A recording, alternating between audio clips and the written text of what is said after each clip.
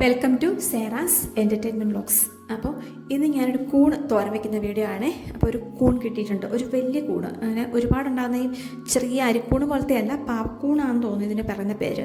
അപ്പോൾ അതിൻ്റെ വീഡിയോ എടുക്കാൻ ഞാൻ മറന്നുപോയി. അപ്പോൾ അത് കീന്തി എടുത്ത് ഞാനും കൊണ്ടുവന്നിട്ടുണ്ട്. അപ്പോൾ അത് നമുക്ക് വെള്ളത്തിലിട്ടിട്ട് കുറച്ച് മഞ്ഞൾപ്പൊടി, കുരുമുളക് പൊടി, ഉപ്പും കൂടി ഇട്ട് കുറച്ച് നേരം ഒന്ന് വെക്കണം. അതിൻ്റെ ഒരു വിഷമൊക്കെ ഒന്ന് പോകാനും എന്തെങ്കിലും ഉണ്ടെങ്കിൽ, ചിലർക്ക് കൂണൊക്കെ കൂട്ടി കഴിയുമ്പോൾ വയറുവേദന അങ്ങനെ പ്രശ്നങ്ങളൊക്കെ ഉണ്ടാവാറുണ്ട്. അതൊക്കെ ഒന്ന് ഒഴിവാക്കാനായിട്ടാട്ടോ ഇങ്ങനെ ചെയ്യുന്നത്. അപ്പോൾ ഒരു 10 മിനിറ്റ് കഴിയുമ്പോൾ നമുക്കിത് കഴുകി ഈ വെള്ളം കളഞ്ഞിട്ട് നല്ല വെള്ളത്തിൽ കഴുകിയെടുത്ത് റെഡിയാക്കി കൊണ്ടുവരാം.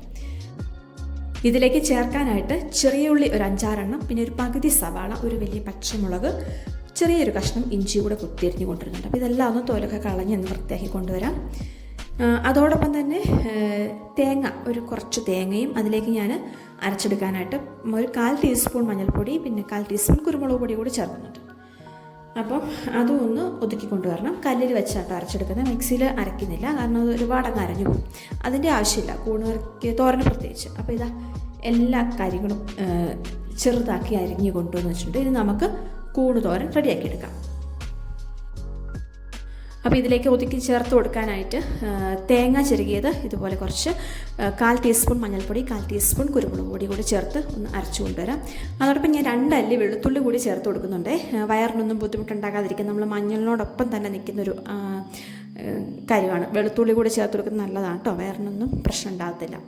തേങ്ങ ഇതാ അരച്ച് ഒതുക്കി കൊണ്ടുവന്നിട്ടുണ്ട്. തേങ്ങ അരച്ച് കൂട്ടത്തിൽ ഞാൻ 2-3 ചെറിയുള്ളി കൂടി ചതച്ചിട്ട് കൊടുത്തിട്ടുണ്ട്, ഒരു ടേസ്റ്റ് വരാൻ വേണ്ടിയിട്ട്.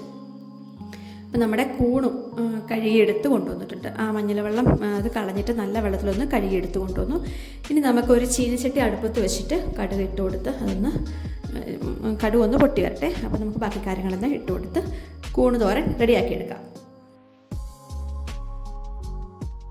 കടുകൊക്കെ പൊട്ടി വരുന്നുണ്ട്. ഇനി ഇതിലേക്ക് ചെറിയ ഉള്ളി കൊത്തിയരിഞ്ഞത്, ഇഞ്ചി, പച്ചമുളക് എല്ലാം ഒരുമിച്ച്, കറിവേപ്പില എല്ലാം കൂടെ ഒരുമിച്ച് ഇട്ട് കൊടുത്തൊന്ന് വാട്ടിയെടുക്കാം കേട്ടോ. ഒരുപാട് വാട്ടിൻ്റെ ആവശ്യമില്ല, ജസ്റ്റ് ഒരു 5 സെക്കൻഡ്. അപ്പോൾ ഇത് വാടി വന്നു. ഇനി നമുക്കിതിലേക്ക് അരപ്പും കൂടി ഇട്ട് കൊടുത്തിട്ടൊന്ന് അതുപോലെ തന്നെ ഒന്ന് ഇളക്കി കൊടുത്തുകൊണ്ടിരിക്കാം. ഇങ്ങനെ അല്ലാതെ ചെയ്യുന്നവരുണ്ട്, എല്ലാം കൂടെ ഒരുമിച്ചിട്ടിട്ട് വേവിച്ചെടുക്കുന്നുണ്ട്. പക്ഷെ ഞാൻ ഇങ്ങനെ ചെയ്യുമ്പോൾ ഒരു പ്രത്യേക ടേസ്റ്റ് കേട്ടോ, അതുകൊണ്ടാണ് ഇങ്ങനെ ചെയ്യുന്നത്. അപ്പോൾ നമുക്കിതാ കൂണും കൂടെ കീന്തി വെച്ചിരിക്കുന്ന കൂണും കൂടി ഇട്ട് കൊടുത്തിട്ട് ഒന്ന് നന്നായിട്ടൊന്ന് ഇളക്കി അരപ്പൊക്കെ ഒന്ന് യോജിപ്പിച്ചിട്ട് അതൊന്ന് പൊത്തി വെച്ച് അടച്ചു വെച്ചൊരു 10 മിനിറ്റ് മതി. ഇടയ്ക്കൊന്ന് ഇളക്കി കൊടുത്തേക്കണം, അടിക്ക് പിടിക്കാതിരിക്കാനായിട്ട്, കരിഞ്ഞു പോകാതിരിക്കാൻ. ഞാൻ ഇടയ്ക്ക് ഒന്ന് ഇളക്കി കൊടുത്ത് ഡ്രൈ ആക്കി എടുത്തിട്ടുണ്ട്. വെള്ളമൊക്കെ ഒന്ന് ശരിക്കും വറ്റിയൊന്ന് ഡ്രൈ ആക്കി എടുക്കണം കേട്ടോ. അപ്പോൾ ഇതാ നമ്മുടെ കൂണ് തോരൻ ഇവിടെ റെഡി ആയിക്കൊണ്ടിരിക്കുകയാണ്. നല്ല ഞാൻ പറഞ്ഞ പോലെ തന്നെ ആ കൂണ് വലുപ്പത്തിൽ കിടക്കുന്നില്ല, അതൊന്ന് ഒട്ടഞ്ഞിട്ടുണ്ട്. അപ്പോൾ നല്ല വലുപ്പത്തിലിട്ടാലോ നന്നായിട്ട് കടിക്കാൻ കിട്ടുള്ളൂ കുറച്ചെങ്കിലും. അപ്പോൾ നമ്മുടെ കൂണ് തോരനൊക്കെ റെഡിയായി. വീഡിയോ ഇഷ്ടമാവുകയാണെങ്കിൽ ലൈക്ക് ചെയ്യാനും ഷെയർ ചെയ്യാനും സബ്സ്ക്രൈബ് ചെയ്യാനൊന്നും മറക്കരുത്. Thank you.